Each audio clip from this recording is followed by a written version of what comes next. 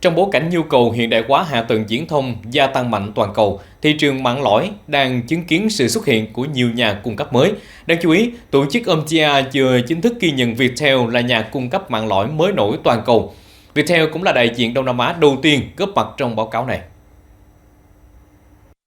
Omdia nhận định việc làm chủ mạng lõi 5G mang ý nghĩa chiến lược, giúp đảm bảo chủ quyền số quốc gia và tạo mô hình doanh thu mới. Khởi động nghiên cứu từ năm 2019, mạng lõi của Viettel hiện đã thương mại hóa thành công, hỗ trợ hàng triệu thuê bao 5G. Trong quá trình làm chủ công nghệ lõi 5G, Viettel Hightech cũng thể hiện năng lực R&D khi sở hữu 4 công nghệ lõi, 8 bài báo khoa học quốc tế, đăng ký 1 sáng chế tại Mỹ và 11 sáng chế tại Việt Nam. Viettel đang tiếp tục mở rộng nghiên cứu các công nghệ lõi 6G, AI và mạng tự động hóa, hướng tới mục tiêu đưa Việt Nam trở thành trung tâm công nghệ viễn thông hàng đầu khu vực châu Á.